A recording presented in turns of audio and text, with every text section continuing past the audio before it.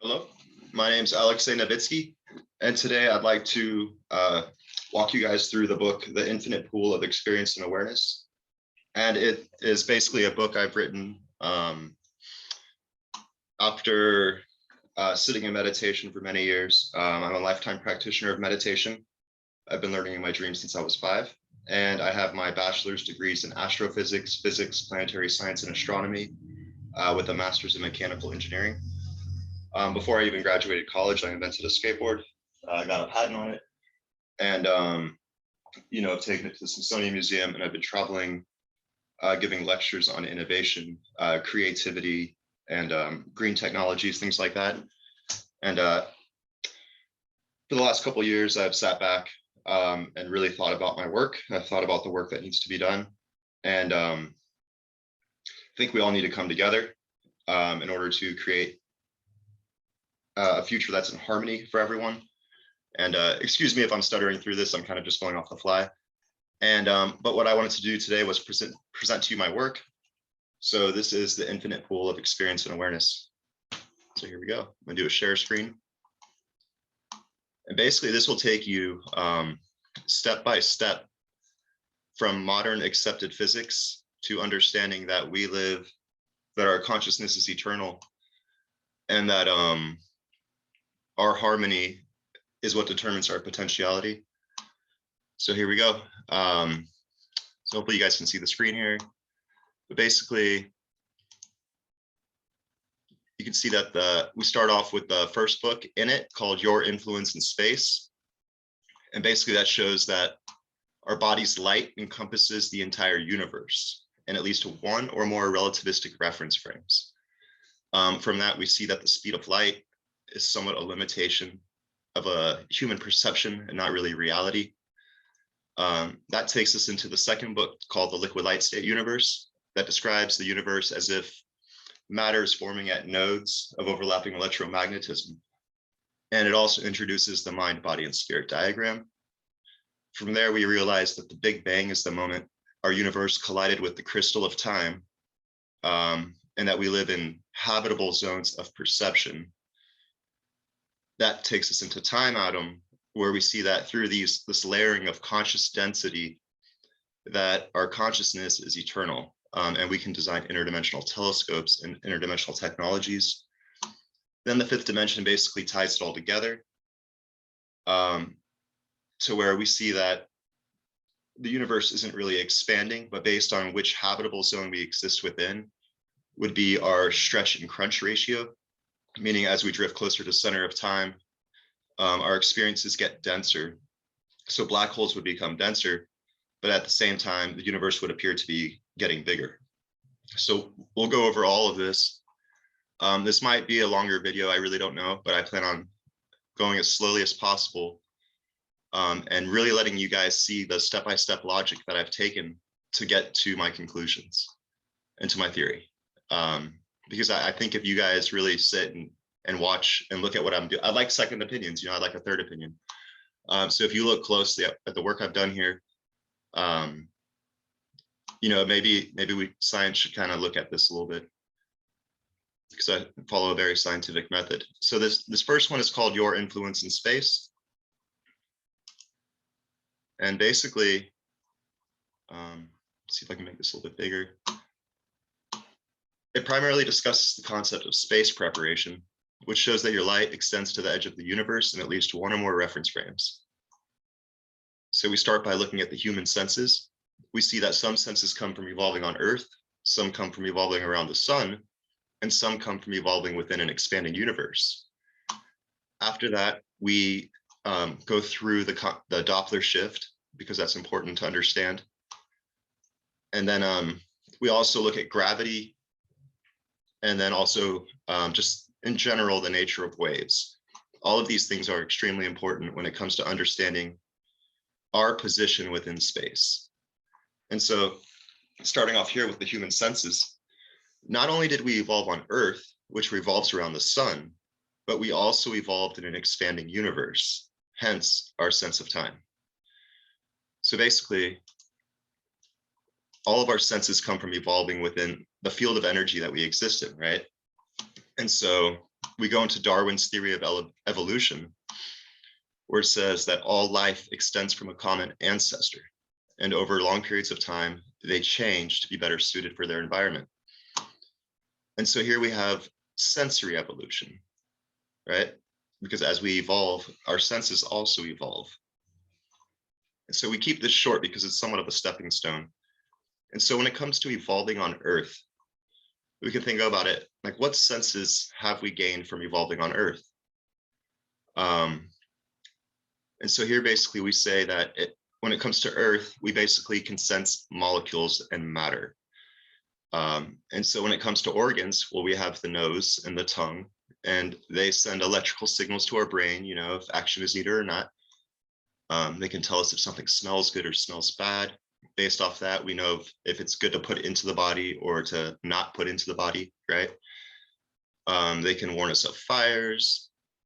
And so basically we say that the sense of smell and taste have been designed to help humans survive the now moment on Earth. And then we go into the sense of hearing. So again, you're detecting physical matter, but this time it's in the form of pressure waves.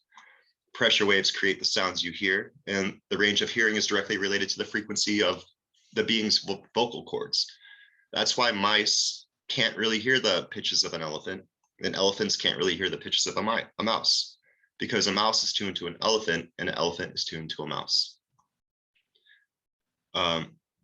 So then we go into the next section, which is evolving in a solar system. Because not only did we evolve on Earth, but we also evolved in a solar system.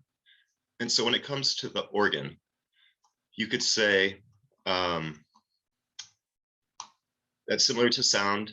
There's a frequency, you know, and so yeah, the eye is the organ that came from evolving around the sun, and it's centered around the color yellow, right? So not to get too sidetracked, that, you know, the eye is centered around the color yellow, which is the maximum wavelength emitted by the sun. Basically, every single thing in the universe has what's called a black body spectrum.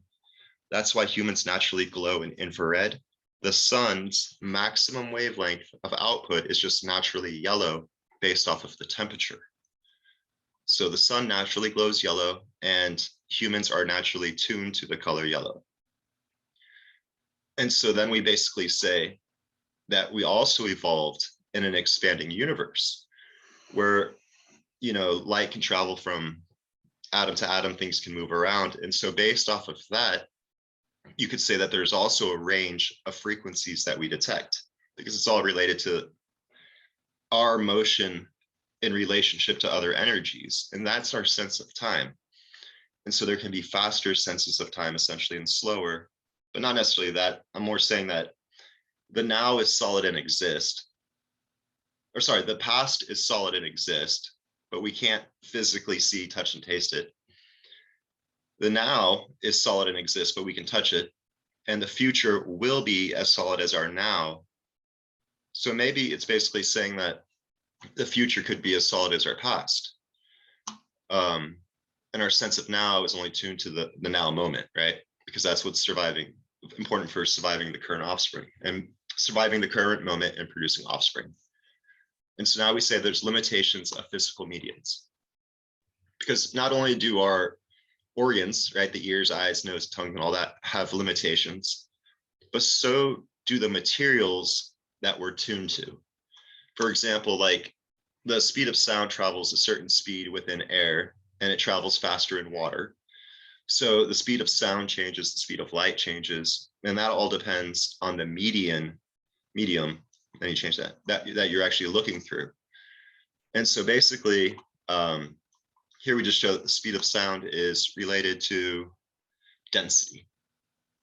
Just to give a generic example to show that not only do our eyes or do our bodies have limitations, but so do our mediums.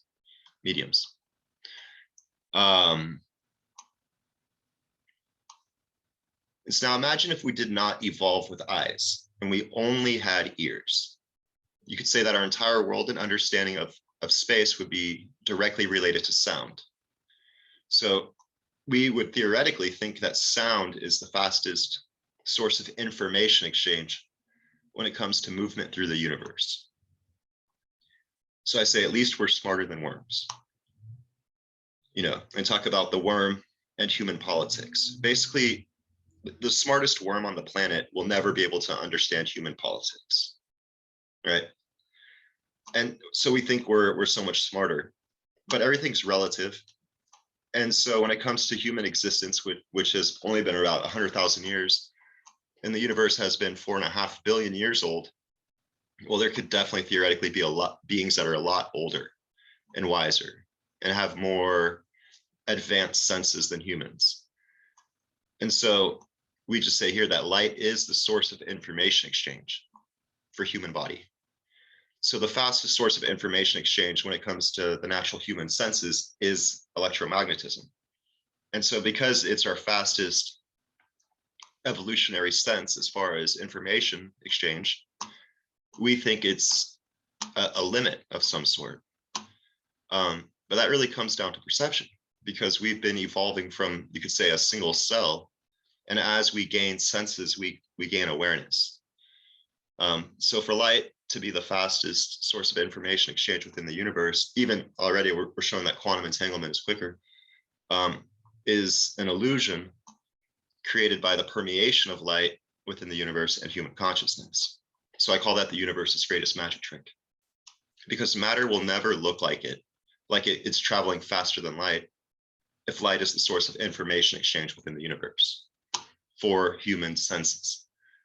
So then I go into the Doppler effect, and it shows here that we're just going to I'll go through this a little bit quicker.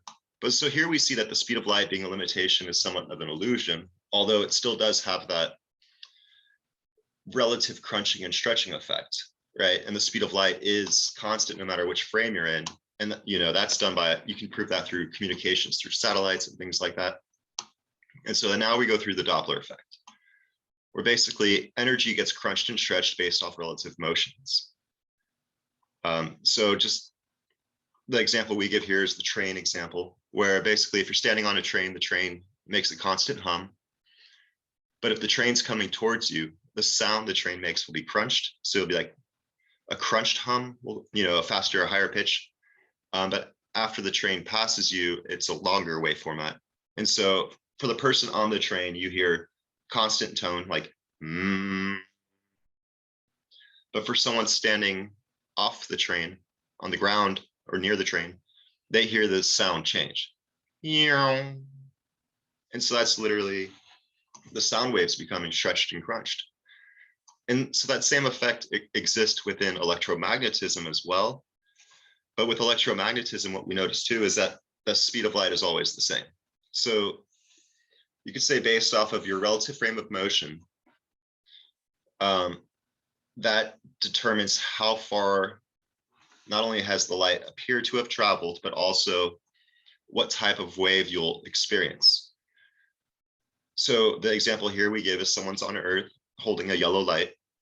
And basically, if you're racing towards the yellow light, the light will be bluer. And if you're going away from the yellow light, it will be redder. But so now let's say you're traveling at infinite velocity. Okay. And what does that light look like, and how far has that traveled? And so you could say for the observer of an infinite velocity that their light already exists at the edge of the universe, but it's so stretched out that the wavelength, you could say, would be near infinity, and the energy would be almost near zero, compared to someone on Earth that sees a yellow light. And so what you see is a bell curve of your energy based off of relative motions and energy. So here is a bell curve of your light throughout all relativistic frames of motion. All right. And so if you want to consider your frame of motion out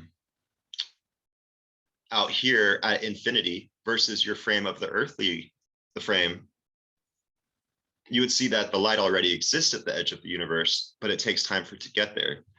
And so as the light comes into that, now let's go backwards along this trip almost. So you're accelerating at infinite velocity away, but now you don't actually ever travel towards it. You just change your direction. So your accelerations are the same. You would notice that the light of the earthly frame would have started out at infinity and then crunched essentially into matter. It would have crunched into the frame that it is. So it's almost like as matter comes into our now moment, it starts out as a super long stretched scaled wave and then condenses instantaneously into the now moment. And so I call that space preparation, because you see that effect of relative motions is occurring within every star and every single body in the universe, this relative crunching of matter into our perception. Because if you start from a moment of no experience, and then you want to say, let's move forward, scaled waves would crunch into matter. And so basically space prepares itself before matter shines. And that can be seen by looking at all those different relativistic frames of motion at a single moment in time. And so that's just kind of our first hint here, that there's these layers that we get into. And so based off that, we say that, your particle, your energy exists at the edge of the universe in at least one relativistic frame of motion, right? Although you might not have that much energy there, you still exist there. And so now we take another look at gravity, because now that we see that there's this crunching of energy and this overlapping of energy, we say, hey, well, hey, maybe gravity doesn't really come from below, it could come from above. And there could be a basic set of equations that describes gravity as a pushing force. Because similar to how when we first looked at the human body evolving on Earth, we didn't really consider that we also evolved around a sun and that we also evolved within an expanding universe. So when it comes to gravity, well, maybe gravity doesn't just come from the Earth or the sun or the galaxy, but comes from every single star in the universe. It comes from every single point in time.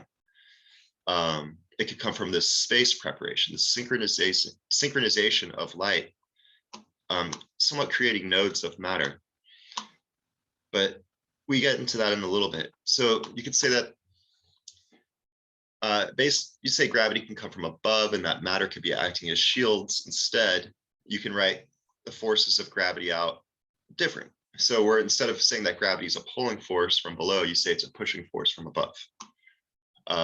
And basically all the equations still work out, but it explains the expansion a little bit better based off of those scaled incoming waves. And so then it comes here to just wave nature in general, how waves bounce. I'm gonna go through this a little bit quicker. It's just so how waves bounce when they hit walls. If you perfectly overlap two waves, you can make it look like there's no wave, no energy. So you have infinite energy in a system, but since they're perfectly timed and overlapped, there's no energy. But as soon as the waves pass each other, there'll be a lot of energy again. So you can see, you can amplify waves, you can cancel waves. You can create a wave that harmonizes two different objects by using a factor of that wave. So basically, if you have a 10-foot pool and a 20-foot pool, you use the 10-foot wavelength, and now those two pools are in harmony.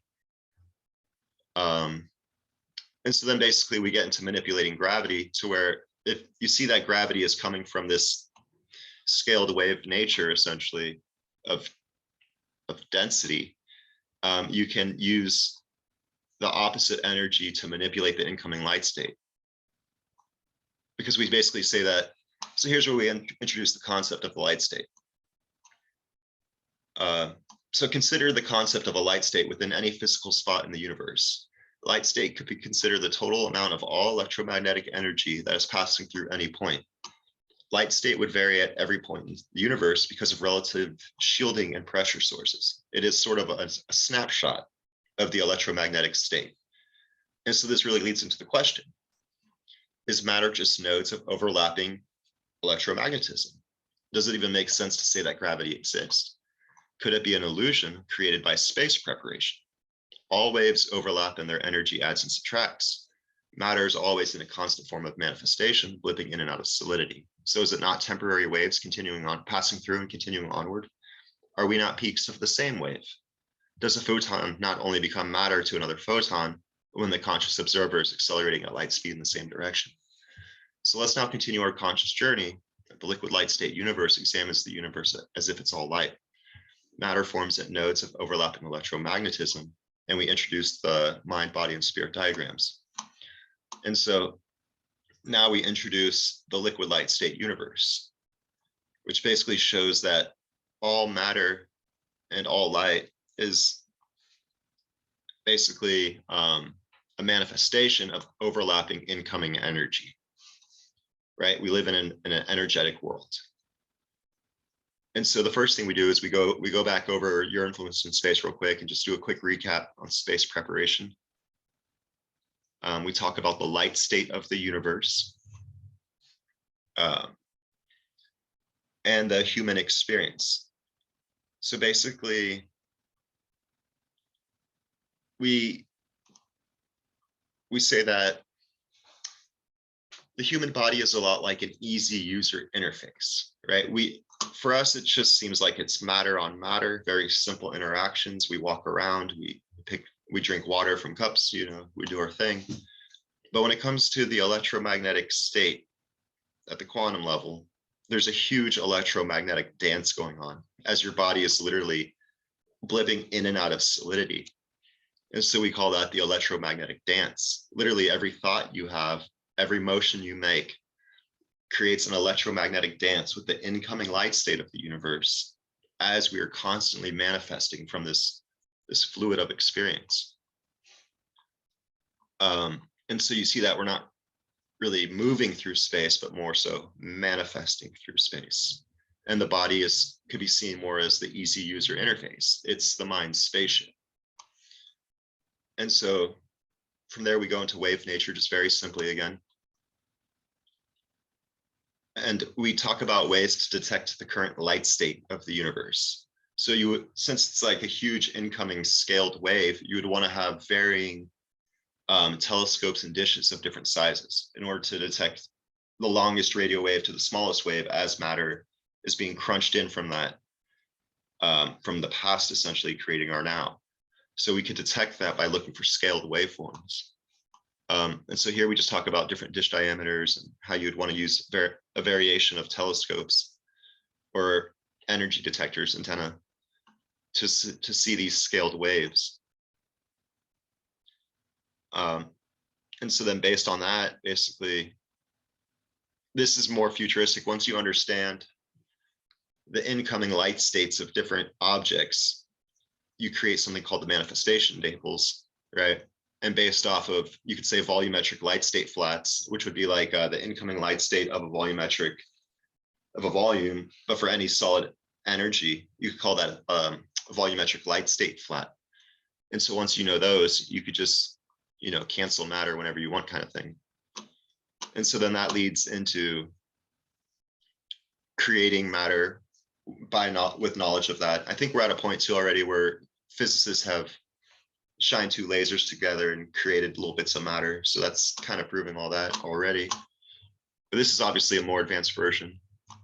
And then it comes into teleportation and levitation, showing that now that we know that the incoming energy is essentially like the light state of the universe, you can shift nodes based off of the crunching and stretching of space-time itself, essentially, but more just the light state, right? Because you're stretching the incoming light, and by stretching space, you would be doing that as well.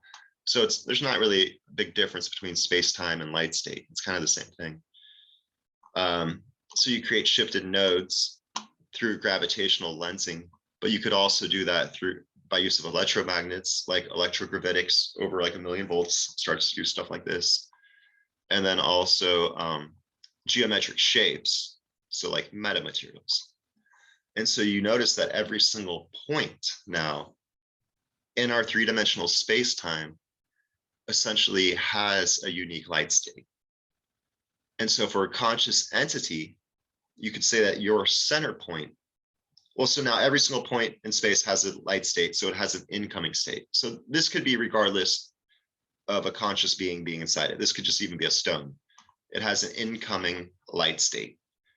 So now you notice that your body, right, the human body, all bodies have an incoming light state. And so we talk about well, before we get into the human body, we just in general talk about how if this is the incoming light state, meaning the incoming electromagnetic system, and you make a box around it, you could say that it's X inside and X outside. So that's like a uniform light state.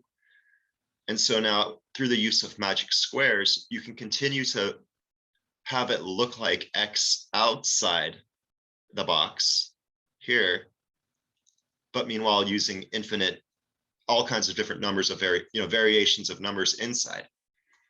And so that's called a magic square. It essentially tricks the light state into thinking that whatever's inside is a harmonious X, when in reality, it's like a whole bunch of different things. And so that kind of gives insight into the quantum nature of reality, but also clues on how to make like,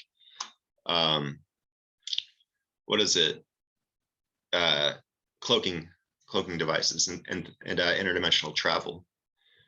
So then we go into the magic sphere, which has your mind, body, and spirit, right? That's getting manifested from this fluid of experience. And you see that you have to think of yourself as a sphere now, and that nodes of manifestation can get created within you based off of harmonics. So earlier, how we were talking about the swimming pools, and each swimming pool, if you divide it by a factor of itself, can be broken into numbers of nodes, which essentially make waves or creations within this fluid of experience. And so you could say that your center, or the center of any object, you could even imagine the earth before it even had mind, everything would be at its golden spot. And by what I mean with earth with mind is like beings with free will and choice. And so we say that, here we talk about a smooth pond with falling pebbles. So the earth before mind would have been the smooth pond. And now the earth with mind is like one with falling pebbles. So basically every time we're in this electromagnetic liquid light state universe, right? It's like a perfect pond. And so now every time you have a want, a don't want, assumption, or expectation, it creates ripples or distortions within this smooth pond of the universe. And so we talk about how you're sitting perfectly quiet, perfectly still, but then all of a sudden an outside thought comes into play. And so what that does is it creates a shifted body as well as a shifted spirit, because you can imagine that you're perfectly harmonized with the light state of the universe. You're not undergoing any stresses or strains. Stress in an engineering term is the force, and strain would be the displacement or the movement or how much it bends or twists, right? And so based off of the thought, which you could consider a stress, as it harmonizes to your incoming light state, it literally changes your light state. Your perfect zero now in the quantum field is shifted because it's accepted a new thought, right? So it has a different vibration. It needs to now vibrate to a place of harmony within the universe. And so we call that a new node of manifestation. And so basically, you notice that you have shifted nodes based off of all the different energies that come into play. And so as thoughts dissolve away from being part of your harmony, or you let go of the thought, essentially, you'll notice you'll have a spiraling back to your center of manifestation. So a good example is like, even before, say I want to get water, right? I'm sitting still, everything's calm, everything's good. Then all of a sudden I want water. So I literally have to go get water and then come back. And so that could be like almost every single action. And there's different sizes and different spirals, right? So that's the path to and from the golden spot of your natural creation. So here we talk about a thought from your center, how it sends out ripples within the natural light state of the universe. And now if you have two people next to each other, well, their thoughts will collide and create they'll either amplify each other or they'll dampen each other, right? Based off of just natural way of nature. If they're aligned in a certain way, well, they'll create amplification. And if they're aligned in the opposite half step, they'll dampen each other. And so I call that timed dampeners and timed amplifiers. And if they harmonize properly, you'll see here, they can even create nodes. So you can consider that like successful thoughts or fractals of the conversation that then become things that people that are manifestations that stay existing. So basically, what you see is timed amplifiers here. And so based off that, you also have emitters and receivers, which you can consider a lot like guitars. So if you have a guitar playing a song and you have one sitting quietly in the corner, and you play the strings on, the one in the corner will resonate because they're tuned to the same strings. But if you are playing the guitar in the corner, it won't resonate as good. And so basically you see that there's harmonic resonance, and that consciousness can communicate through the quantum field directly through harmonic resonance. And so here we talk about manifestation, potential, and gravity, because earlier we saw that gravity of the body is based off the incoming light state, which is that fifth dimensional vortex. And so now when you add to the natural manifestation of our universe more energy, the stones being tossed, you essentially get a manifestation potential. Basically, it's almost like a gravity of thought or a gravity of the spirit, because you notice that distortions are created and you literally create a path of least resistance within our 5D fluid of experience, which that somewhat controls the pacing motion of all our lives. It's the gravity of mind, body, spirit, not just body, right? You can combine them all. And so from there, basically, you can actually start to equate conscious forces. So like forces relating to thoughts. So if you start off at x0, well, here we say like a thought is a lot like a spring. So just negative kx kind of thing. And basically, if you start here, golden spot, you start at x1 because we're always shifted from 0 slightly, but then you have a thought, you realize your x2 is there. So basically, you can start doing force experiments of thoughts and see how those relate to our physical world. And from here, we can learn how to relate this to our, to our technologies and whatnot. And literally, it'll start to make sense, because it probably won't make any sense at first, honestly. Same with spiritual gravity. But once we actually start to look at it and really analyze it, it'll probably make a lot of sense. Because I know when I first started studying physics, I didn't even, the idea of a Newton didn't make any sense, but it made sense, right? And so it's very similar to this. Like there will be a force associated with a thought coefficient, and it'll eventually make a lot of sense. And so basically, we see that there's amplitude and frequency of thought forms because there's different thought types. You have things that are more of the now moment, like I want that water now, versus when I get old, I'm gonna live by a pond, right, or something. And so each one of those is, one would be more of like a want, and the other could be more of an assumption. And so the thought forms are related to frequency. And the reason we say that is because if you look at the space preparation, so as the incoming universe comes in, the observer of infinite velocity is already at the edge of the universe. And those waves are longer. So if you wanted to think of your brain actually harmonizing with the future, the further into the future you're harmonizing with, you almost have to look at the longer and longer waves. And so you could say that the longest waves of creation would be harmonizing with your body in the longest waves, and the waves that are closest to being manifest are in the shortest waves. And so from that, you can actually kind of like create a theoretical size of consciousness. And what we see is that the human brain takes a picture of reality. Now, this is on average, and you could use a lot of different numbers. When we create TV shows, we use 25 frames a second. So here, and during tests and studies under extreme stress, people have been able to do 500 frames a second. But I found that 60 frames a second, as far as perception, how many times people take a snapshot of reality with their brain, I thought 60 times a second was a fair number. And so you could use a different number. That's what I'm saying. This is a theory I'm developing. If anyone would like to add to it or help out, I'd greatly appreciate that. I'm not saying this is all it is, but it is interesting how this relates to another number that's found later on in the series. So I think the 60 frames a second is a good one. And so by saying that we take a picture of reality 60 times in a second, and the speed of light is 3 times 10 to the 8 meters per second, you can say, well, that we are the biggest wave that actually interacts with our now moment, right? Because we're talking electromagnetic waves. So the biggest wave that can interact with our now moment would be 1 times 10 to the 7 meters.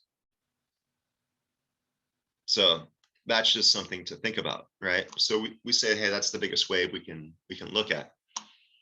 That's the biggest wave that exists within our, you could say, swimming pool of consciousness, just naturally. And so then we talk about how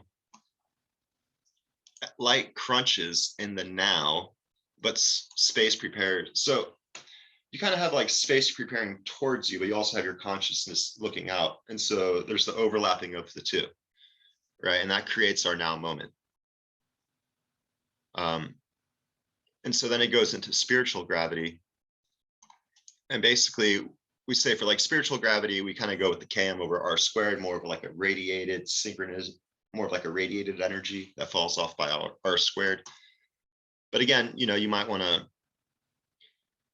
look at it and just do different things. And what do we mean by that? Well, it's more of like your synchronization with the incoming light state relative to your body's harmony.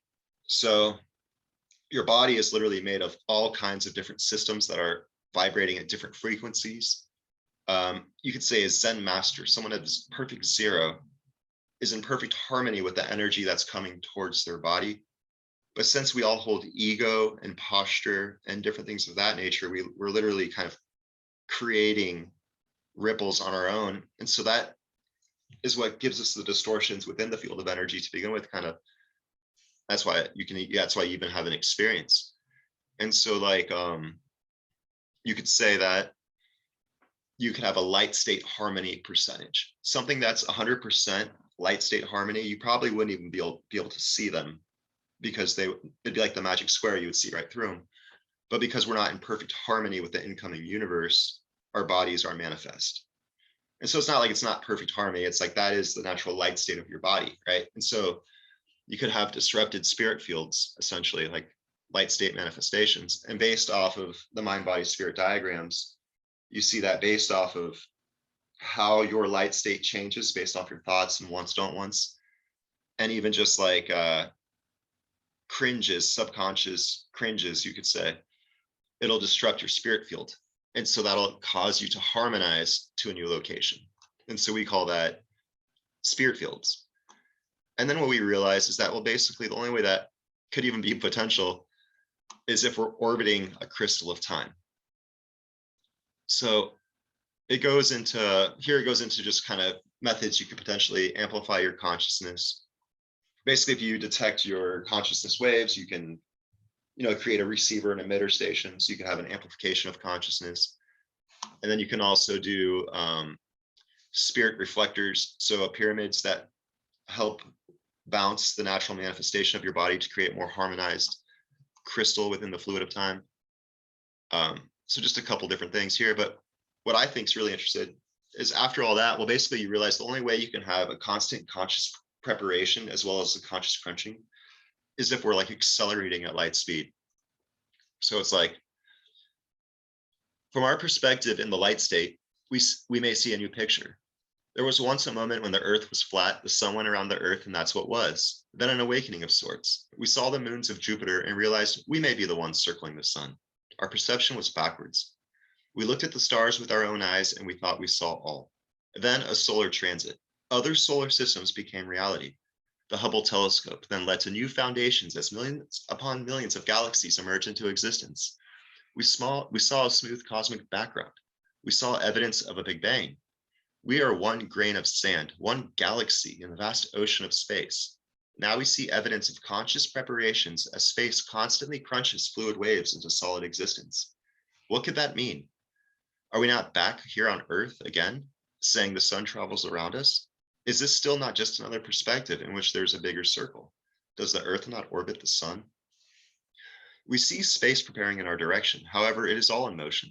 The Earth around the sun around the galaxy around the Big Bang, And the Big Bang around what? Is the Big Bang not traveling and accelerating through a median? Is there not another underlying motion that would cause the appearance of light crunching? There is another way to have the effect of space and conscious preparations, and that would be if we are all in a state of light speed acceleration through the crystal of time. So now that takes us into the crystal of time. So I'm going to take a sip of my coffee cup. Curtis and Mr. Artisan Tony, thank you, sir. I appreciate it. Very nice. And so basically here at the end of that book, actually before Crystal of Time, we say that light state technology, once we fully truly master light state technology, that'll be faster than light technology. Matter is just the surface of the ocean. And so now we go into the crystal of time. And what we see from the crystal of time is right here. However, what does it mean to have constant space preparation and conscious crunching? What could that imply? Could we not be missing a grander picture? Did we not believe the sun orbited the earth? Your influence in space gives us a glance at the solution. What do two particles accelerating at the speed of light and traveling in the same direction look like to another? They may appear solid particle frozen in space. So now this one takes, so we go back and explore the human senses one more time, just to kind of help with the whole light, the speed of light isn't a barrier thing. Because I know that materialists, you could say, or scientific views are going to have a hard time with going faster than the speed of light. So here we say perspectives grow with senses. And we start off with a being with no senses. It literally has the only, we say, let's be the most primitive being you can imagine, completely senseless. You would think reality didn't even exist. So now let's scale up the evolution and let's compare the range of senses in physical distance and the median is tuned to with the greater picture involved. So now you say that our most primitive sense would be feel. And you could say that when we have feel, you either get a wall or there is no wall. So now we have taste and smell. So we know there's wall, no wall, tastes good, tastes bad. And then we get sound, which gives us Doppler shift. So we have wall, no wall, tastes good, tastes bad, wall leaving or wall coming, right? And then our next one you could say is light, where we see, so here, I'm just going to read this section. Our next sense would be vision, which is centered around the color yellow. The concept of seeing through visible yellow light is a very earthly thing. It is directly related to the sun's maximum wave of output, which is the color yellow. In other words, we most likely would not be tuned to yellow or even have eyes if the sun didn't exist. The ability to see through electromagnetism would be our next big jump in self-awareness and conscious evolution. We can now see. There is color to the noises we heard and felt. We have a new sense of awareness. We can see to the edge of the universe and to the beginning of time. Similarly, how we can see to the source of sound and to the illusionary location of manifested objects. Our awareness has now shifted to encompass the entire universe, or at least the smooth cosmic microwave background. Our environment in which to grow has increased to the entirety of the known universe, or rather, limitations of aided visual perception. However, to say that is all would not be to understand how our senses have been developing. We are all one awareness, coming from the more primitive single cell. In a fashion, we are one being becoming more aware, right? So now let us explore our sense of time and compare that to the now in visual spectrum, right? And so then we go into that a little bit. And so either way, one thing is for certain, we do see and experience time. We are in time. Just like the universe, just like the solar system, just like the planet Earth, we are in or on time. We revolve around the center of time. The flowing nature of past, present, and future may be a limitation to our perception and cognitive ability. However, we are orbiting and flowing through the crystal of time. And so basically, it goes into the Big Bang here. Let's see if I want to read that. Okay, yeah, this is, so our physical experience gives us that of space and conscious preparations, a constant crunching of electromagnetism to matter's manifestation. One way this could be achieved by stationary motion would be if the body being at constant acceleration at light speed through an ocean of infinitely long scaled waveforms.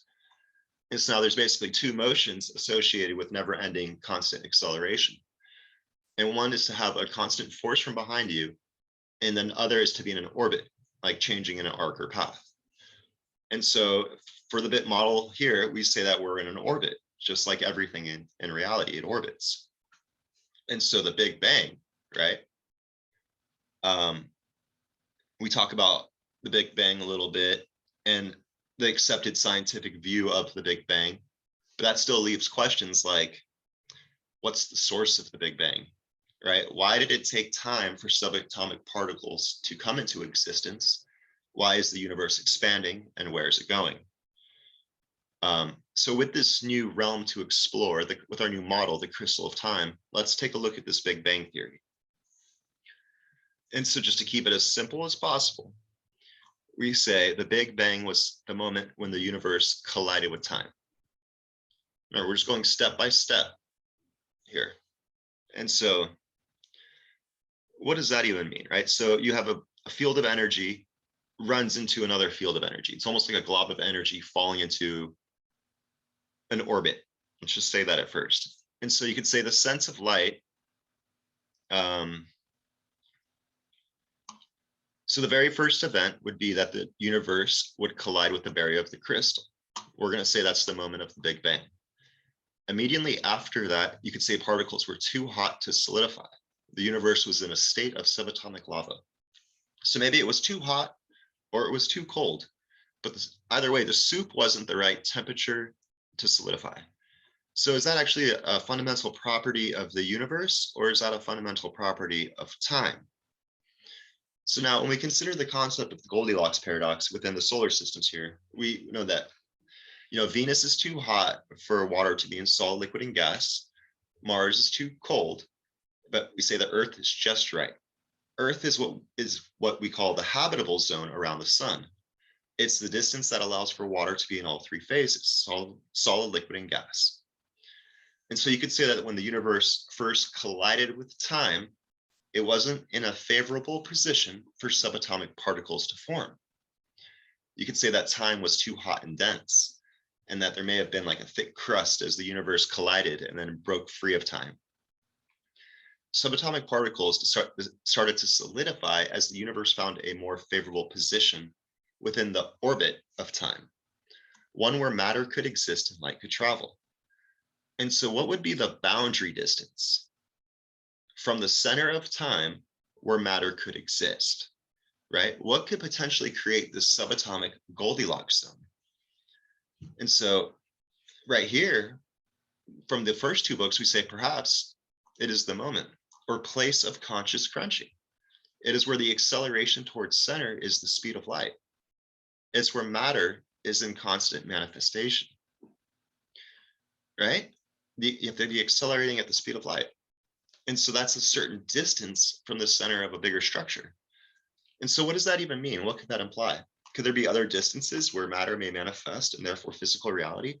Is there another distance from the center of time where peaks of manifestation may overlap?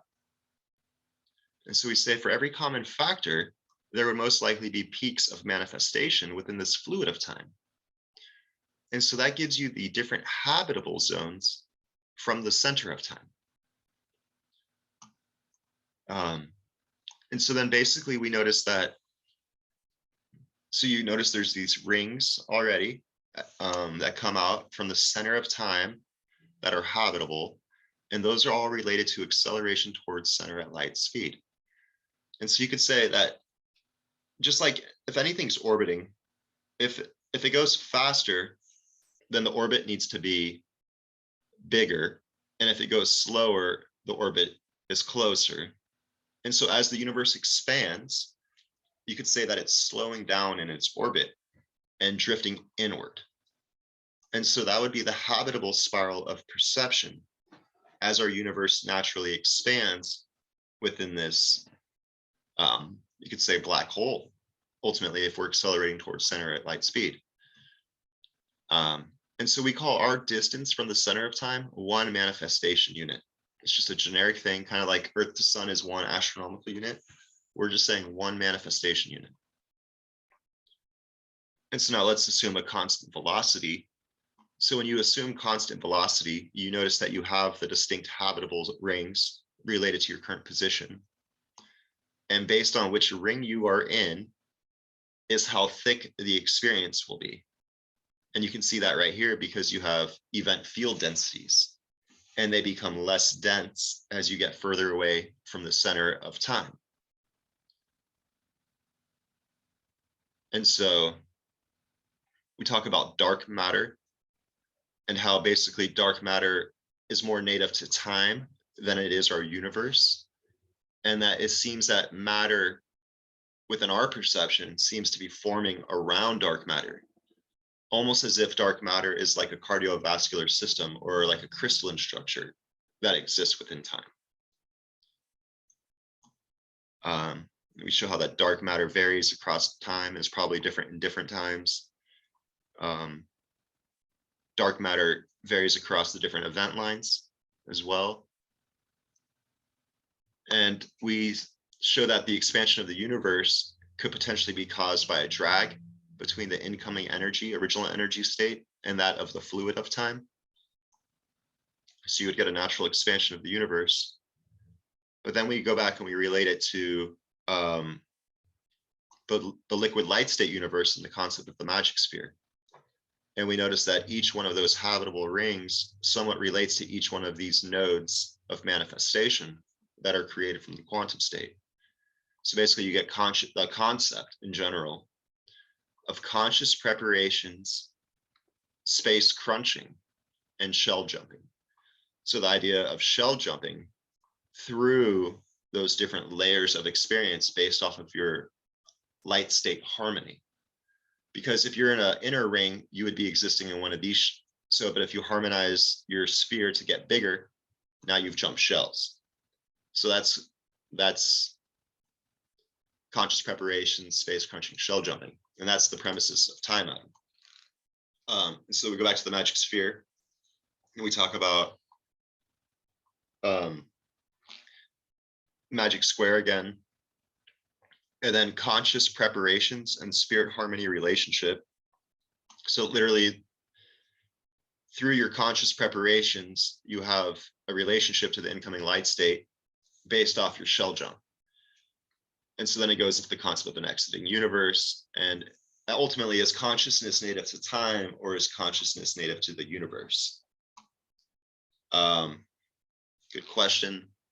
And then we see out here that consciousness is most likely related to time, and and the consciousness that exists within time becomes more aware of what's existing within it as time goes on. But we also see here that our most advanced sense at this point of human evolution is that of potentiality.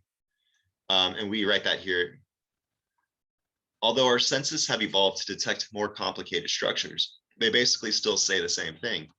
The translation to the mental projection is now love or no love, right? So our most advanced sense is love or no love at this time. It's our sense of potentiality through this fluid of experience. And so then that takes us into the next one called time atom, right? And in time atom, well, literally we say that, I'll just read the intro and then kind of walk through it. The concept of multiple dimensions within reality may seem like science fiction. However, what is it that determines our reality in the first place? From the crystal of time, we see that spirit state or harmonics may be the deciding factor as to which event line you fall into when you're orbiting the center of time. We see that habitable zones exist at places where acceleration towards center of time is equal to the speed of light. However, can we once again be missing a greater and greater picture? Is it not wheels within wheels as described by ancient text? Do we really think we're currently at our most advanced state of technological, mental, and spiritual advancement? Time atom explores existence in a fascinating new way. Imagine you're a single atom in a much larger crystal of time. Our universe enters habitable shells. And so basically, what if we could fall into another consciousness? What if our universe is the layering of a multiverse? What if we could alter our mind's harmonics to accept new universes?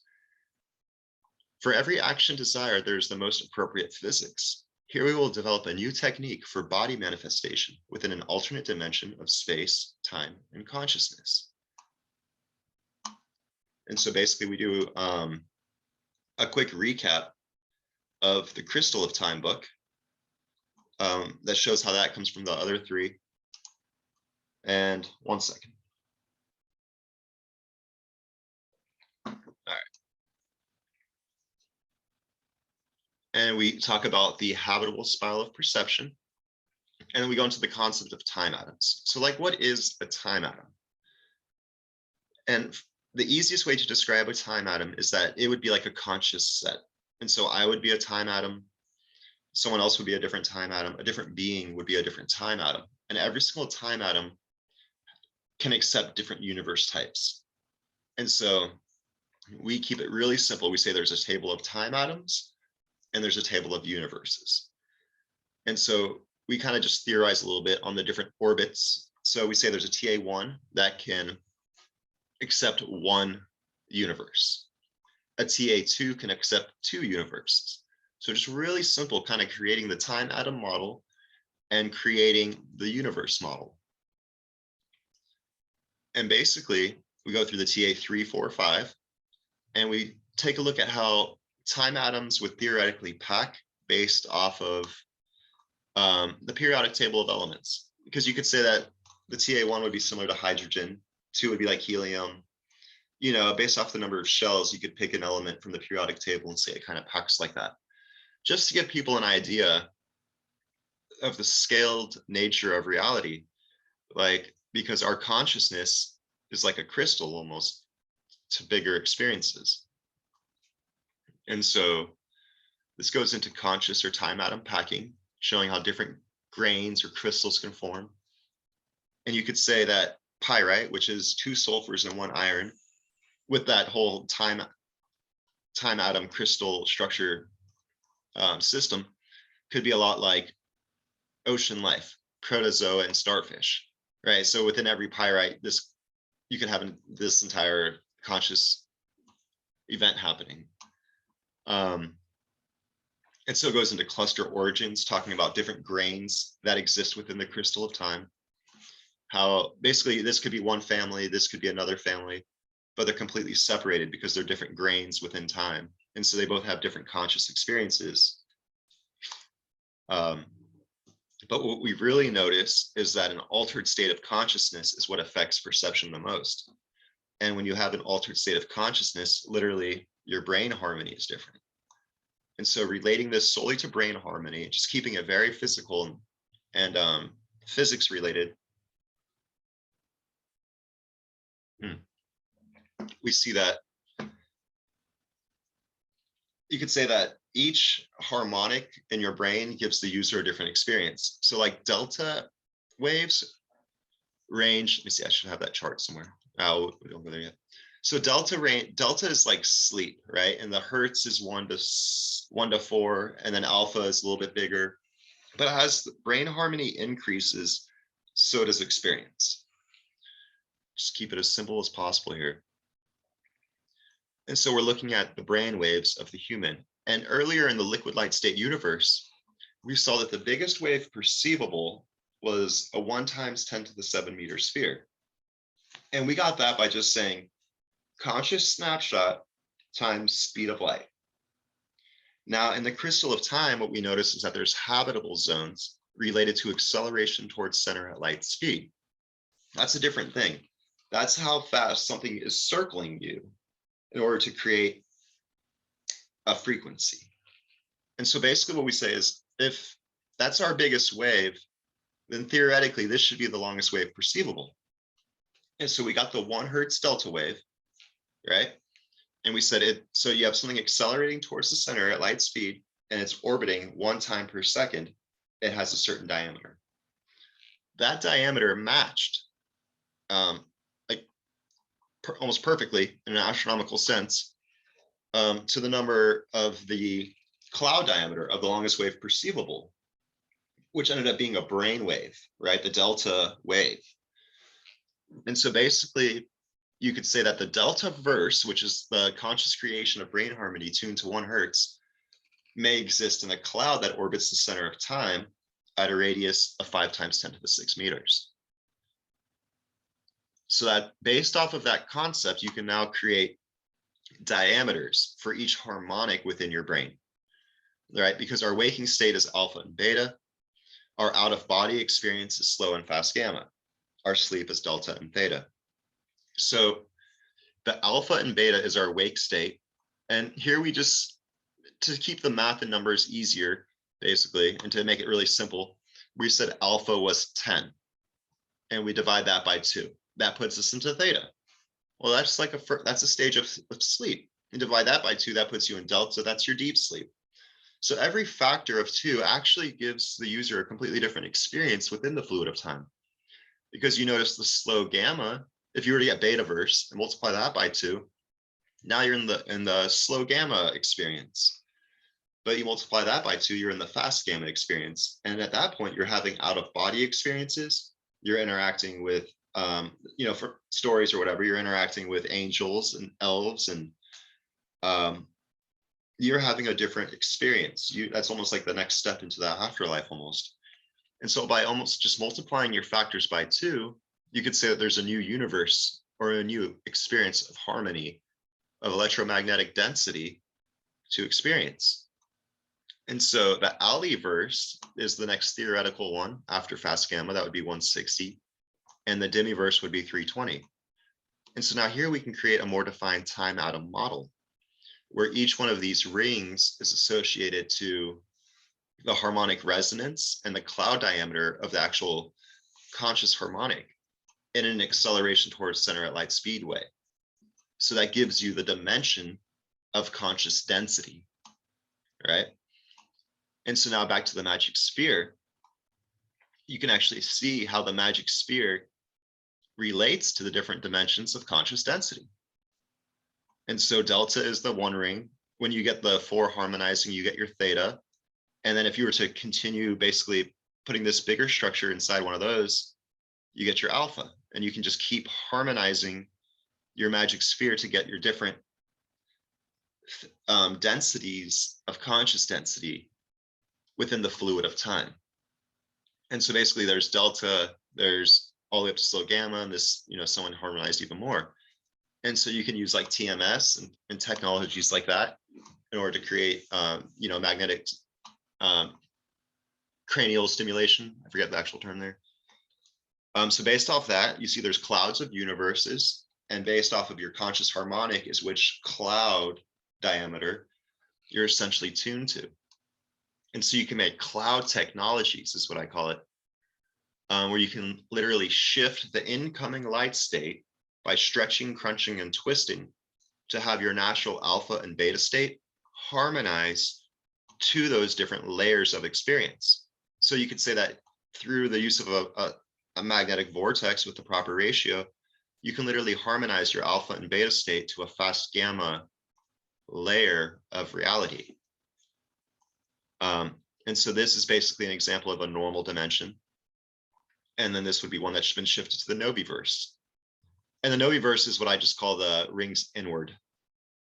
Because if we live in the universe, the Noviverse would be the denser harmonics of experience. And so here I have a chart of all those. And I named them after my family, which I think is pretty cool. I would be the Aliverse. My dad would be the Demiverse. But so those are all the different universes of conscious experience. So we have universe. Noviverse is a denser realm. Lower verse would be a less dense realm within the dimension of conscious density. And so basically from there, you see that there you have it. There's the layering of conscious types that exist within time.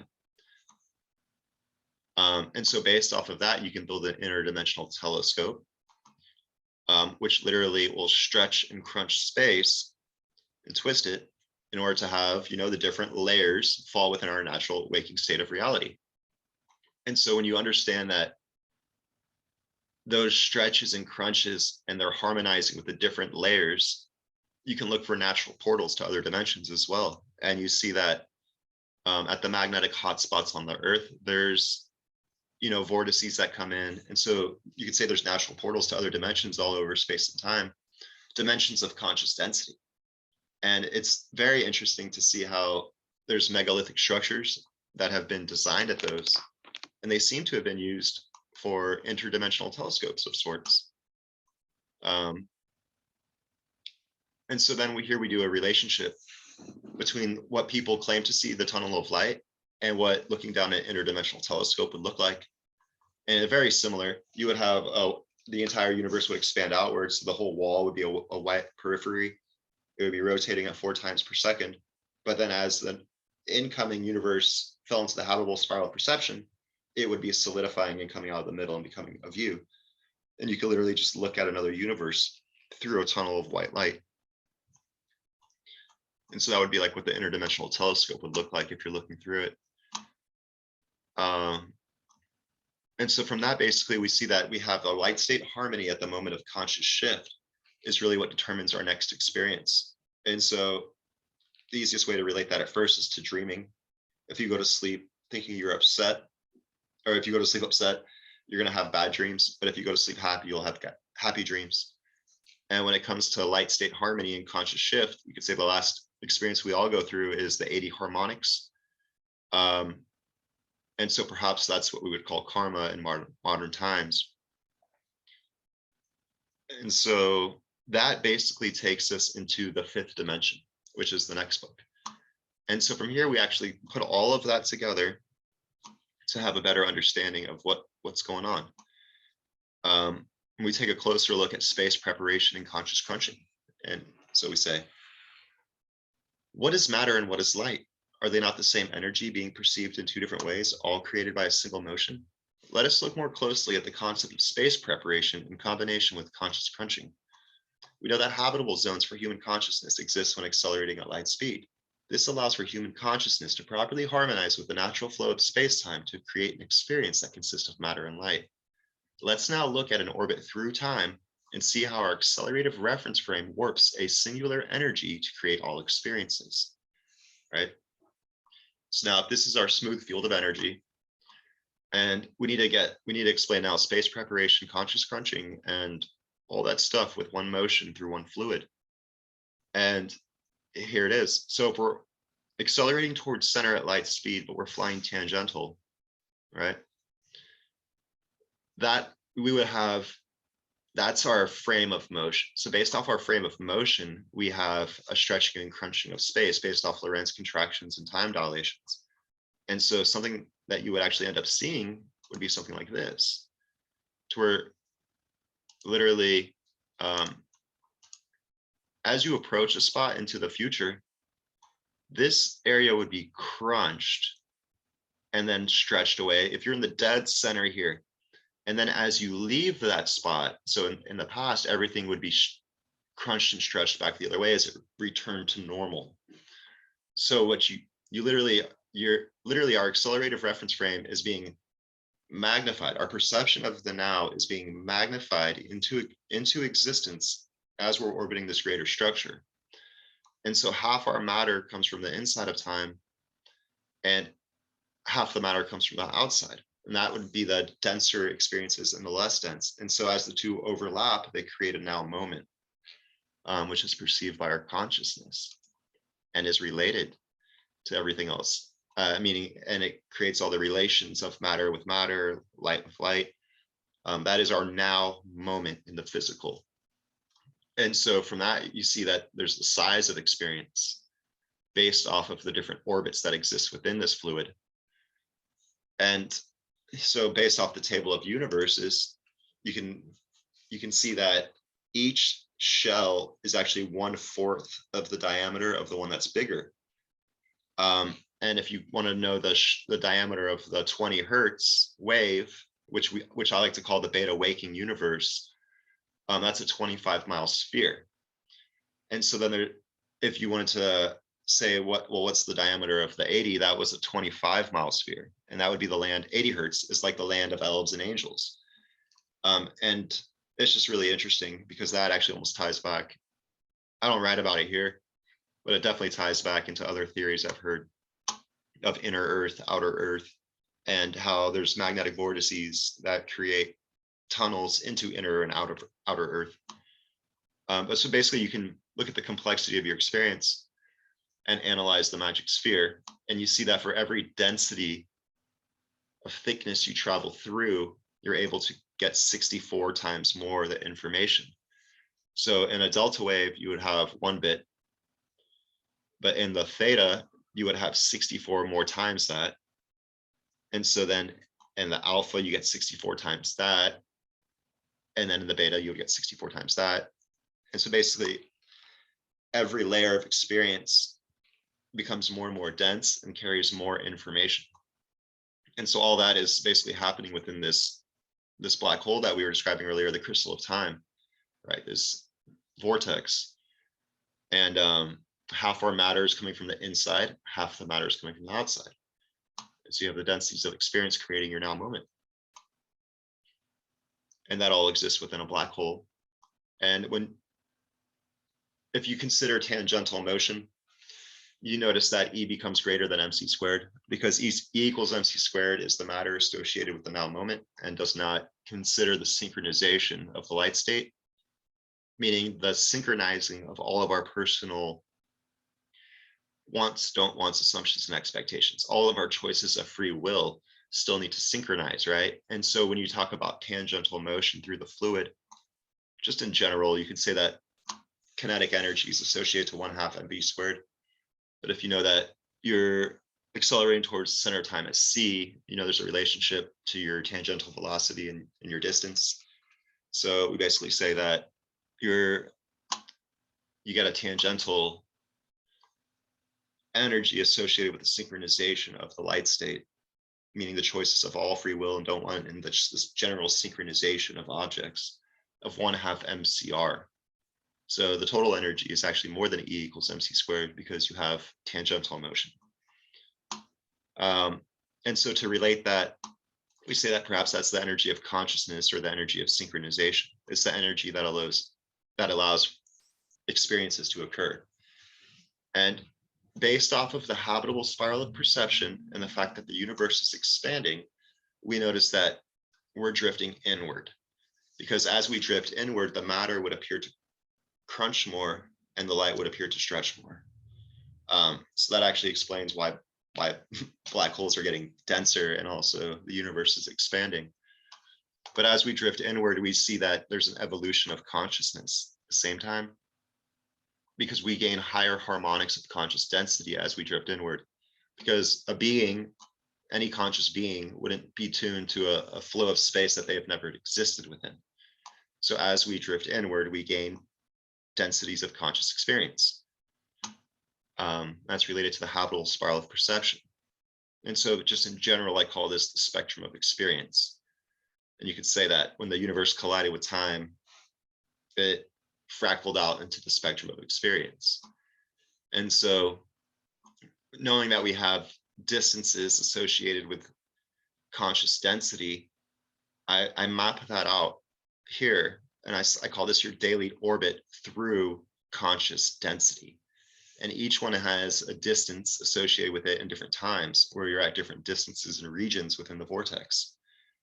And so this is within the dimension of density. And what you end up noticing, though, from this map, when you make this map, it's a big loop and a tight loop, and a big loop and a tight loop. That is the exact motion of a gyroscope hanging on a string at a 90-degree angle. And so consciousness is literally like a gyroscope processing through the fluid of time, which is very fascinating. And so then we talk about skipping off of conscious atmosphere and how the direction towards center is probably your direction towards density. So like we notice that, towards the center of the earth is greater density, but also towards the center of the sun is also greater density. Towards the center of the galactic center is the greater density. And so it's like greater density is basically the flow of gravity, like the direction of gravitational flow is the easiest way to figure out which way the fluid of time is moving.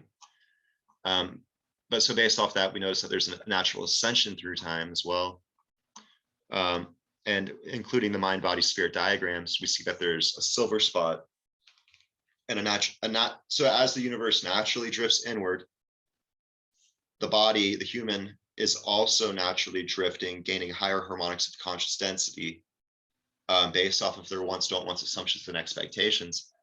But if you get caught up in a bigger spiral of delusion, essentially, you can get caught up in your own material realm and not evolve consciously. Something to think about. And so then that goes into quantum entanglement. And we see that the easiest way to describe quantum entanglement is that it could be like considered like a sound wave traveling through that raw energy of experience. And as it does, it would cast shadows of experience, meaning fluctuations or changes along that entire orbit. And so it would create effects in the past, effects in the future, effects, affecting your now moment, affects past, future, and all of time. Everything is quantum entangled through that 5-dimensional vortex that we've been looking at, the conscious density. And so from that, and knowing our now moment is a result of an accelerative reference frame, we can create interdimensional geometry that creates shapes in all of time and not just our now moment. So by using almost like the opposite warping factor of our space preparation and conscious crunching, we can create technologies that exist within all of time. We can create robots that exist within all of time. And so now this talks about pipes, fans, funnels, and more, geometry of the 5th dimension, potentially how to do like transmutation, but here also controlling conscious density and a conscious procession. That's what I was talking about earlier, how like when you map your daily orbit through density, it actually mimics a gyroscope hanging on a string at a 90-degree angle. And just to kind of get people think, oh no, we don't do that quite just yet. And so then here we talk about magic squares a little bit more. And when you see that we're all of our different shells are existing within like these flat experiences, not really flat experiences, but a very 4-dimensional space, but being manifested from a 5th dimension, you see that these magic squares do create effects. They create vortices, and you can relate your consciousness to the manifested realm via magic squares and all manifestations, because they're all created from one vortex, and they're all related to the doubling nature of reality, the fractal nature of reality. And so you can continue to break up your square more, and more, where you can have infinite creations existing within one giant magnetic vortex that still all harmonize to create one structure. And so basically we say that the connection to human consciousness and the manifested experience is 2 to the n, where n can be any multiple of 1, 1, 2, 2, 4, 8, 16, 32, 64, 128, 256, but also the other direction. And so we talk about creating an electromagnetically powered square here, and how you can essentially use that to control conscious density, but also the fluid of time. And that's basically the end of that. And then it goes into 19 pages of poetry that I did, 19 poems that come from all that information. So they're related to, we'll do this one. Our tools allow us to see our world. Sound, sights, and more truly open the door. But where does it come from? Where does it go? Was it not here all along for all of us to know? The sounds you hear come straight from my voice. The feelings you feel say hot, cold, dry, and moist. The smells you sniff warn our belly of danger. The colors you see come from the sun indeed. We grew with the wind, and that is why we hear. We grew with each other, hence the size of our ear. We grew with the earth, and that is why we feel. We grew with flesh, and that is why we heal. The sun circles around us, and that is why we see. The colors of yellow are all dead center with me. And so we grew on more than just earth, and so we grew to prove solar worth. Our planet is close, the sun is far. All time exists, we were raised in this bar. The sense of time is far overlooked, one so obvious we know not its worth. The past is the past, solid as stone. So why not the future? Do we not turn to bone? We see the light from blue to red. More waves exist on both sides, more than in the head. Time like our vision comes from growing in place. Time like our vision comes from evolving in space. Not only did we grow on the earth like we know, not only in a system made of bright stars that glow. We grew in expansion, we grew to be aware. The present is most important and future just a glare. But it all exists in a moment of kind. It is all a delusion created by the mind. So believe in it's real, don't and you doubt. Expectations create reality, just something to think about. And then this one's called The Master. So this is more of like that last one you could say was more physical. This one's more spiritual or metaphysical. Imagine the master, one with impeccable skill. No deed too difficult, performs any task at will. His last attempt was his best, his next will be even better. A learning curve of mathematical wizardry, this man is in tune with his flow. He does not doubt nor take word to mind. His dreams are his reality and the universe is his toy. He laughs at our games and sees it as a joke, people going insane over money, fame, and smoke. These things mean nothing to him. This world is a starting point. With great visions of magnitude, he has dreams for our joint. We'll take off into space and prove our stellar worth.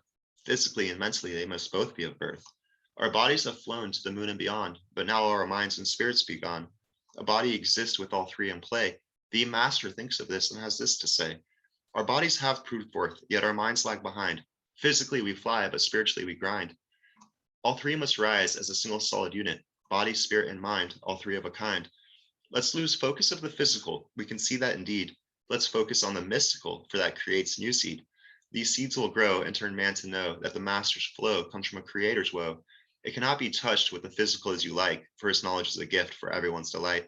So let loose in your mind and let your soul go, for the physical, invisible, is not all there is to know. And then, so there's 19 of those total. I'll read one more. I want to do space preparation if I see that. Let's see. There it is. Everything is everywhere, and everything is known. Light moves at the speed of light, no matter how fast you've grown. So light going with you is solid like stone. Light coming off you has free reign to roam. We already exist at the edge of space. We people are proud. We are the human race. A trick played by light has blinded our best. Einstein fell too to this electromagnetic slew. Matter can travel fast, much faster than light, but it will not look like it because light is what fills our night. The sources of magnetism are information exchange. Nothing will ever look like it's faster than light. It's the universe's greatest trick that makes us sit like a brick. Our eyes do deceive us, and here is my wick. Space is prepared before matter shines, and proof lies within differential lines. To the man that is going near simply light speed, our light has been stretched maybe 2 times indeed. It has traveled far, a superior distance. So how does that compare to this stellar instance? For the man traveling at infinite speed, our wave is extended to infinity indeed. So as you see, our light exists. It is everywhere at once, but not always dense. We have effect at the edge of space, but our energy is strongest where we stand in place. Space gets prepared from long waves to short. As you move forward through time, you've already made rhyme. So what can we do with this secret of knowledge? What can we make? What can we create? A machine so big it takes up our system, with parts moving at speeds that would make on glisten. This detector could see a transformation of waves. This detector could see the future indeed. It is all there in some light of a kind. Remember, space is first prepared by each and every mind. You have the capacity and ability to perceive that your light exists everywhere, at all moments indeed. So then after the poetry, it goes into philosophical discussions. And these are like implications basically that come from all of that information. And you could say that, here's just thinking with the universe. So how to develop connecting with the universal mind in a way. Basically, you could say that we're born into different systems, like educational systems, and based off of our modern educational system, we kind of create tree branches of knowledge, right? Where there's different experts in different fields, and you have people saying the same exact thing, but they're categorized so different in the tree branch method of learning that they don't really connect to each other. And so by removing the tree branches that exist within your associations, you can have more infinite connections within your brain. And so you can say that that's kind of more like learning with the universe, and that there's different methods for developing that skill. And so you could say, here we talk about thinking with the universe versus thinking within your head. Your mental light and that of all beings extends to the edge of the universe in at least one or more reference frames. Therefore, it is easy to see the mesh of knowledge that may exist within our experience. All knowledge of all time is accessible, and once mastered, learning becomes more like remembering. So that goes into remembering knowledge. This next part is a shift in natural selection. And it talks about how there's been a shift in natural selection based off of modern infrastructure. So basically, you could say that before humans even had technology, they were more spiritual. Advanced technology blossoms. That creates leisure time. Now we're at a point where money equals food. Because of that, there's a shift in spirit. Basically, we care more about money, and we care more about the infrastructure and the things that equal success versus the people next to you. And so there's been a shift in spirit based off of this materialistic world. And we talk about how the science versus faith, but not in a bad way. Like science, basically, in a scientific view, there's no room for faith, which leads ultimately to people not caring so much about the person next to them, because, like I just said, they care more about the infrastructure. And then we talk about dreaming at light speed. And we see that dreams can last longer potentially in your consciousness than in our physical realm, because when you're dreaming, your consciousness is actually in a different density of experience. And so there's time dilations associated with the densities of experience as seen from time atom. So literally you have reference frames of existence. Everything is relative. And so a universal goal talks about how we potentially, our place within the universe, and how we could potentially be like the white blood cells and the guardians of the universe, because we have the ability, as humans, we have a very powerful mind, and we have the ability to choose to destroy or create any matter we choose fit. And so in essence, we are the guardians of the universe, right? And what we notice from all of that stuff, though, is that, like, you could say we're like a blossoming flower, that with our new understanding of the infinite pool of experience and awareness, we may see that our universe is blossoming like a flower into the sixth dimension. When we look at the flow of primordial energy from the perspective of the sixth dimension, we see it as part of a growing structure. Our universal experience is a result of energy flowing into a black hole. In our experience, we see the spark of new conscious experiences as energy flows into the black hole of every galactic center. We are one part of a structure that is growing into the sixth dimension. We are the harmonizers of that structure. Through love and synchronization, we flow like a river into the next layer of experience as it branches out like water in a lake heading out to sea, or like a flower blossoming towards the sun. We are the water of the 1/6 dimension, the dimension inwards to where an electron is a universe. We flow like water, we are water, and we are time. We are all one. And so then basically, that takes us into, let's see, stop share. I'm going to do a new share. That takes us into the next book called The Physics of Love. Oh, where's that? Here it is. Here. And so based on all that, we can now take a look at what's going on, right? A little bit differently. And so where do we begin? Right? When we talk about how our experiences are being manifested from the fluid, we talk about the relationship of the expanding universe to the contracting universe. We've already kind of gone over this stuff. But what we haven't talked about is laminar flows versus turbulent flows. And so laminar flow is like a smooth river. A turbulent flow would be more of like a vortex, like a lot of white water, rapids. Like just think of a river. There's areas where there's smooth flows and there's area where there's turbulent flows. And what we notice is that as the universe flows through the fluid of experience, there's different regions. There's regions of laminar and turbulent flows. And so you could say that that's the premises. And when you're in a turbulent flow, it's like it's like we're going through karmic cycles of delusion. Literally, it's like little spirals within the fluid of time. And so just to kind of, I think I have a picture that kind of shows that right here real quick. So this blue, you could say the blue would be a laminar region and the spirals would be a turbulent region.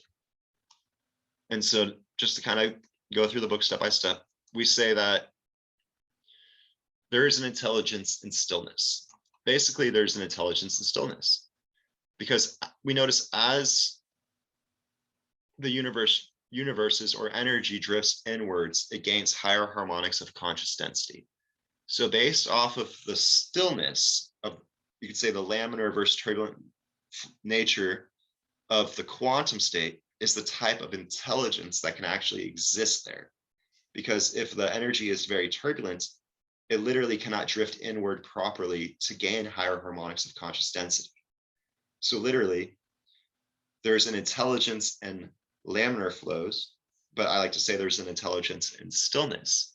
Rather, stillness promotes intelligence, right?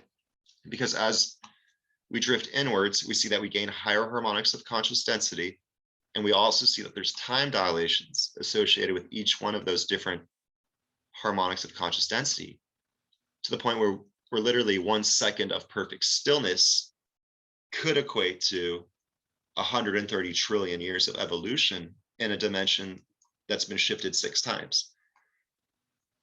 So our stillness literally is what promotes the intelligence in the denser densities of experience. And from that, we see that, we have our mind, body, spirit diagram here. And we see that there's different habitats within time that exist to begin with. And you could consider each one of those as like a fractal of a delusion of some sort, to where this biggest flow would almost be that of the orbit of the suns or the galaxy, or the orbit around time, right? And based off of which spiral you exist within is literally your line of sight. And so those are the habitats within time. And so there's turning points in relationship to the cycle size. And for example, if you live in a really, really small spiral, for example, an addict needs to finish their spiral every 30 minutes. That's literally the furthest your experience you can see. It can be challenging to understand that we're all undergoing a delusion of some sort. And that's why we're even awake and having an experience to begin with. And so your delusion could consist of different postures of mind, body, and spirit. And it's very similar to martial arts, because a lot of people start martial arts and they don't realize that they might be standing with their back a little twisted or something like that. So by use of actually analyzing your body, you can learn that you've taken postures in body. By analyzing your own mind, you can learn that you may have taken postures in mind. Like you might think that all Democrats are the best, or all Republicans are the best, or I'm this race, so I act like that, or I have this much money, so I act like that. And each one of those are a posture you have done in mind. And relating that earlier back to the liquid light state universe, that's literally the shape of the pebble that you're tossing into the quantum field of manifestation.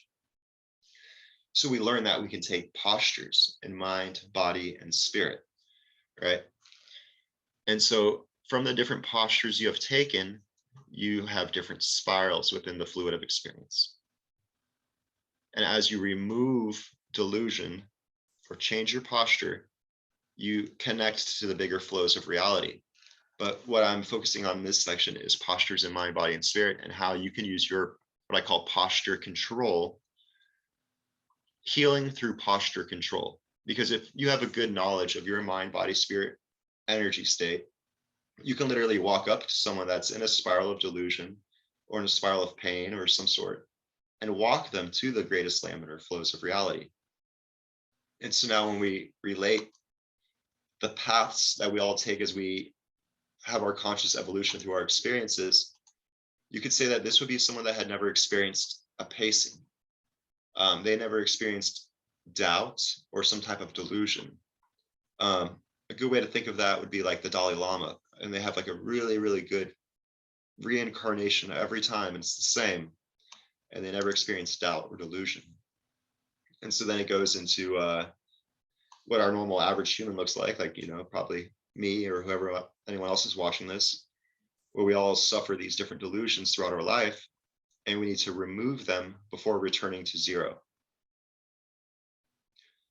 So the whole idea here, though, is that at a point of zero, that's your health. That is like the place where you have the greatest potential.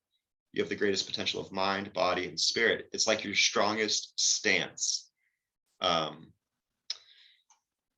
It's a point where anything you create will actually maintain and be in your life for the rest of your life, kind of thing. So it's important when you create to always be creating from zero. That way you have more of a balanced life. It's an easy way of putting it. And so if you want to relate someone who's created from their zero for every creation to someone who's created from off center, you can see that they create different structures within the fluid of time as your reincarnations remanifest in that dimension of density. Because what you notice is that there's densities of creation. And basically each one of your chakras and different parts of your body is created by different densities of experience. But as you have those multiple lives through that fluid, that 5D vortex, as it drifts inward, you know, because the past would be at further outward, the future is further inward. So as you have your reincarnations through the fluid, basically you create structures. And so this would be someone that has basically built from zero their entire life and realigned their self. And that could be someone like the Dalai Lama, someone who reincarnates and has a good connection, a good electrical connection, you could say, to their past and future lives. And this would be an example of someone who never quite reached their zero.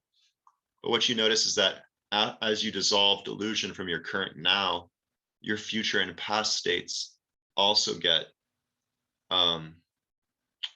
fixed, you could say, or recrystallized, because there really is only now, the now moment. And the now moment affects the past moment and also affects the future moment. And so by creating a more stable now, literally the future and past versions of the self are corrected. And so that's called creating an interdimensional alignment, where you align yourself through all the different dimensions of density. And so basically, to relate this to modern happenings and things of the past, you could say that there's seed crystals that get used whenever you make a new crystalline structure. And for example, a silicone wafer, you first start by liquefying all of the batch, and then you lower in a seed crystal and you raise the seed crystal. And when you do that, you see that it solidifies into the form of the new crystal. So you've literally changed an entire batch of like a whole bunch of grainy stuff into one perfect crystal. And so here it goes into cleansing hitchhikers for a little bit, but then talks about hurricanes and illusion. Basically, each one of your mind, body, spirit projections creates a little tornado within the fluid of experience. And each one of those is almost like a depth. And so as you remove delusions, you could say that like the tightest spirals are the deepest. And as you remove delusion, you literally find yourself on top of a mountain where you're able to look into the delusions of others and help them pull them out of their spirals. And so then that goes into the great cycles of orbiting universes, because we notice in time atom that there's dimensional alignments that occur, but the same dimensional alignments occur outward as well. So basically every second we align every second we align with the ring inner, but every hour we align with a ring outer, right? Every 185 days we align with a ring that's 2 away. Every 2029 years-ish we align with a ring that's 3 away. And so there's dimensional alignments that exist over long periods of time. The next great alignment happens every 8.1 million years-ish, based off, these numbers here. And so you see that there's dimensional great cycles in relationship to orbiting universes, and that there's dimensional alignments. And when you look at the time dilation charts and all that, you see that we're close to a 2029 year alignment as far as relating to the age of the Pisces and the age of the Aquarius. And so you could talk about how over the last, this is cluster origin. So we talk about the different grains of consciousness that exist within humanity here. This was in Time Atom. We talked about that a little bit. But to relate that to the 5D multiverse experience, you could say that this is all of the collective consciousness trying to synchronize as one fluid experience, but we all have all of our own views of perception and reality. And so we have a structure that's not very harmonious. It's not really synchronized. And so there's lots of grains within the crystal. And so, but in order for, what we notice is that our stillness creates the habitats for the denser experiences. So in order for denser experiences to exist, we all need to harmonize as one structure. And basically, it shows, based off all that we wouldn't even be able to exist if the outer realms of experience didn't harmonize to begin with. And so by what we notice is that there's these different realms that are very harmonious, and as it drifts inward, it comes to our universe where it's less harmonious, and the Noviverse is a creation of our stillness. And basically, in order for denser experiences to exist, we need to be in harmony.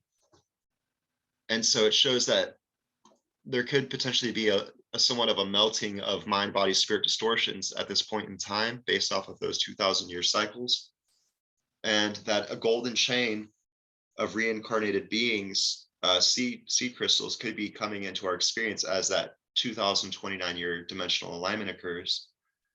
And potentially the last time that happened, that could have been what created the Star of David at the top of the Great Pyramid, would be a dimensional alignment where literally all the dimensions align, and we have somewhat of a syzygy effect. And you could say we get tugged to it, but if the dimensions fall within our conscious perception, so it would look like a light in different places of density on the Earth, but those are all related to magnetic vortices, which are related to positions of, like the pyramids.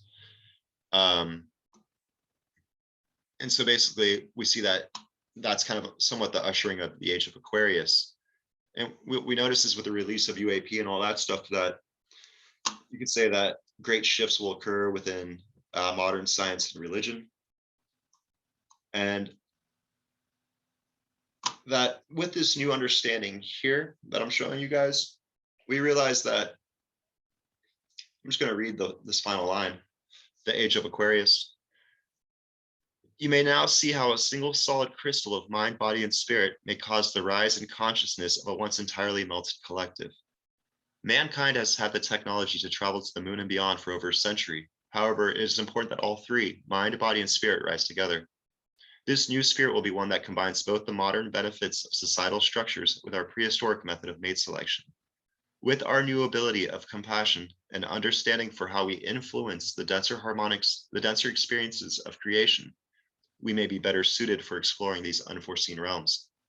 Our harmony determines our potentiality. So that's basically, just went through the series of books, but it goes through, from modern accepted physics all the way to understanding that we live in a layering of conscious types, and that our harmony is literally the fluid of experience for denser harmonics. So quite literally, we are the water of the 6th dimension, and we are the fluid of time for the 1/6 dimension, which is the dimension inwards to where an electron is a universe. So I just find that super fascinating. And thanks for watching. And you can, if you want, you can, support my work. I've got my books at luciuslabs.com. They've got links to the skate case, and it's got links to a whole bunch of different stuff I'm working on. But my goal is to get this information out there and let people know it's time to harmonize. So have a great day.